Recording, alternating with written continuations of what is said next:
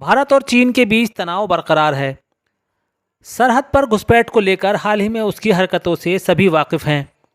ऐसे में उसे सबक सिखाने के लिए जो स्लोगन इन दिनों सबसे ज़्यादा ट्रेंड कर रहा है वह है चाइना का बॉयकॉट। लेकिन कैसे? यह बड़ा सवाल है। क्या चीनी सामान का बहिष्कार कर उसे नुकसान पहुंचाया जा सकता है? उसे सबक सिखाया जा सकता है? क्या चीन का बॉयकॉट किया जा सकता है? क्या यह उतना ही आसान है जितना इसे बताया जा रहा है? आइए जानते हैं।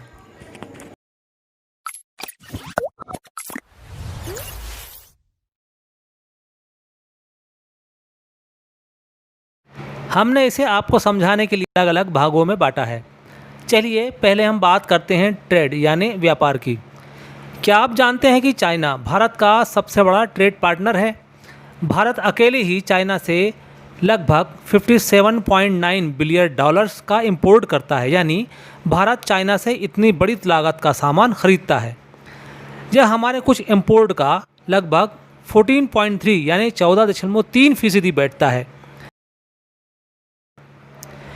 दूसरे नंबर पर अमेरिका आता है जो सिर्फ 7% ही होता है और चाइना से व्यापार के मुकाबले लगभग आधा। इसके बाद जिन देशों का नंबर आता है वो सब इन देशों से नीचे हैं। इसका मतलब साफ है कि हमारे देश में सबसे अधिक जो सामान इस्तेमाल होता है वह चाइना से आने वाला ही होता है। चलिए बात करते हैं सिलसिलेवार उन प्रोडक्ट्स की जिनका व्यापार हम करते हैं। इनमें बारी आती है मेडिकल और टेक्निकल इक्विपमेंट्स की। इसकी इंपोर्ट वैल्यू होती है लगभग 1.2 बिलियन डॉलर्स की। इस सेक्टर्स में मेडिकल फील्ड में यूज़ होने वाले उपकरण जैसे सीटी स्कैन, एमआरआई मशीन से लेकर कंस्ट्रक्शंस मशीन जैसे बुलडोज़र, हैमर जैक और ड्रिल्स शामिल हैं। प्राइस में सस्ते होने के कारण इसे चाइना से इंपोर्ट किया जाता है। इसके बाद नंबर आता है बोट्स और शिप्स का, यानी चाइना में इसका तीसरे नंबर का सबसे बड़ा भंडार है। इसकी वजह से यहाँ बनाई जाने वाली शिप और बोट बड़े पैमाने पर भारत सहित अन्य देशों में इंपोर्ट की जाती हैं। इसके बाद नंबर आता है धातु और कीमती पत्थर का।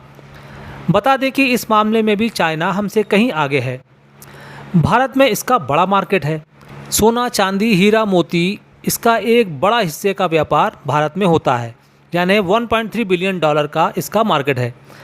अब बारी आती है आयात और स्टील प्रोडक्ट्स की। इसमें लोहा, सरिया, नट बोल्ट और अन्य स्टील और लोहे के सामान शामिल है। इस निर्यात की वैल्यू लगभग 1.4 बिलियन डॉलर।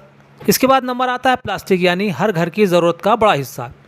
इनमें घर का लगभग हर सामान जैसे खिलौना और प्लास्टिक रॉ मटेरियल भी शामिल है। इनकी कुल इंपोर्ट वैल्यू 1.7 बिलियन डॉलर्स की है। कच्चा आयरन और स्टील का रॉ मटेरियल।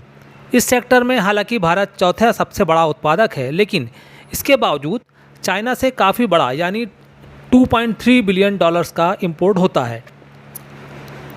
अब बात कर लेते हैं कृषि सेक्टर की। भारत कृषि प्रधान देश है। यहाँ की जीडीपी का एक बड़ा हिस्सा इसी क्षेत्र से आता है। फर्टिलाइज़र इसकी बड़ी ज़रूरत है। चाइना से फर्टिलाइज़र लगभग 2.7 बिलियन डॉलर्स का इंपोर्ट किया जाता है, जो एक बहुत बड़ी संख्या है। अगर बात करें ऑर्गेनिक कंपाउंड की तो यह तीसरा सबसे बड़ा सेक्टर्स है। इसमें सल्फ़र, नाइट्रोजन जैसे कई ऑर्गेनिक कंपाउंड को इंपोर्ट किया जाता है। इसकी इंपोर्ट कीमत लगभग बैठती है 6.3 बिलियन डॉलर।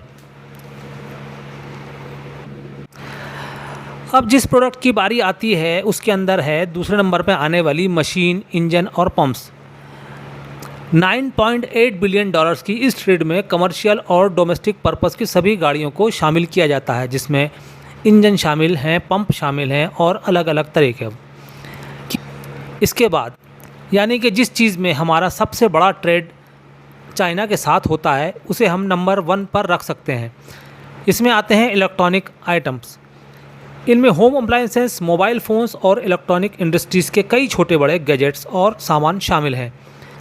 भारत इस सेक्टर में सबसे बड़ा निवेश करता है, जिसकी लागत लगभग 16 बिलियन डॉलर की होती है।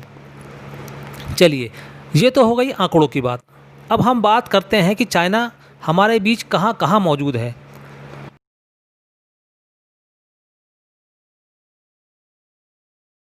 भारत दुनिया के सबसे बड़े मोबाइल बाज़ार में से एक है। यहाँ सबसे बड़ा मोबाइल सेलर शाओमी है, जो चाइनीज़ ब्रांड है। यह पूरे भारत में सबसे अधिक मोबाइल सेल करता है। हालांकि सैमसंग लगभग 20% की हिस्सेदारी के साथ दूसरे नंबर पर है, जो साउथ कोरियन कंपनी है। लेकिन अगर आप ओवरऑल इसको देखेंगे तो यहाँ का जो सबसे बड़ा ब्रांड है वो है BBK, जो 42% के साथ सबसे बड़े स्मार्टफोन मार्केट पर कब्जा जमाए हुए है। इसके अंदर वीवो, ओप्पो, रियलमी और वन प्लस कंपनी के नाम शामिल हैं। इसके अलावा भी कई छोटे बड़े ब्रांड्स जैसे टेक्नो, आईटेल, लेनोवो, मोटोरोला जैसे कई ब्रांड इसी में शामिल हैं। अब बात करते हैं होम अप्लायंसेस की, तो हाइसेंस, हायर ग्लैंस और मीडिया जो एसी और माइक्रोवेव बनाती है, TCL जो टीवी निर्माता है, सब चाइनीज़ ब्रांड हैं। अब हम बात करते हैं सबसे अलग यानी एप्लीकेशंस मार्केट की। इनमें Helo, SHAREit, UC browser, Xender, WeChat, Turbo, VPN, Club Factory, Cam Scanner, VMate, Vigo Life और सबसे बड़ा ऐप टिकटॉक का नाम शामिल है, जिसका सबसे बड़ा बाज़ार भी भारत ही है। अब हम जिस सेक्टर के बारे में बात करने जा रहे हैं वह है गेमिंग इंडस्ट्रीज़। इसमें चाइना भारत के काफ़ी अंदर तक घुसा हुआ है। PUBG का नाम तो हम सब ने सुना होगा और शायद खेला भी होगा। इसका ऑनर Tencent गेम की दिग्गज कंपनियों में से एक है। इसके अलावा मोबाइल गेम्स जैसे rules of survival, free fire Chinese company के ही प्रोडक्ट हैं। एक समय में भारत में धूम मचाने वाले clash of clan, Clash Royale जैसी कंपनियों की मालिक सुपरसैन फिनलैंड की कंपनी है, जिसका मालिक भी चाइनीज़ ब्रांड Tencent गेम्स ही है। ब्लिट्ज़र्स, ओवरवॉच का नाम भी इसके अंदर शामिल है। अब हम बात करते हैं उन कंपनीज़ की जो स्वदेशी तो हैं, लेकिन इनमें एक बड़ी हिस्सेदारी चाइनीज़ कंपनियों की है। इनमें सबसे पहले नाम आता है Big Basket, Byju's, Delhivery, Dream11, Flipkart, Hike Messenger, Ola, Make My Trip, OYO hotels, Paytm malls, Policy Bazaar, Quikr, Udaan, Zomato, Swiggy, स्नैपडील्स जैसी कई बड़ी कंपनीज़। इसके साथ साथ ई-कॉमर्स कंपनी जिनसे भारतीय कंज्यूमर सीधी खरीदी करता है, जिनमें Ali Express, Gear Best, Banggoods, Club Factory, clothing and style, Shein clothing के नाम शामिल हैं। तो दोस्तों, आपने इस वीडियो के ज़रिए भारत और चाइना के ट्रेड को भली भांति समझ लिया होगा। आपको यह भी ज़रूर समझ आ गया होगा कि चीन में बने प्रोडक्ट्स हम भारतीयों के बीच कितने अहम हो गए हैं। हम जाने अनजाने अपनी दैनिक ज़रूरतों में भी चाइना के उत्पादों को किस हद तक इस्तेमाल कर रहे हैं। ऐसे में स्वदेशी बनाम देशी की लड़ाई में हम कहां पर हैं, पहले यह देखना होगा। इस वीडियो में बस इतना ही। हमारे और नए टॉपिक्स में आप क्या देखना चाहते हैं, हमें ज़रूर बताएं। शुक्रिया।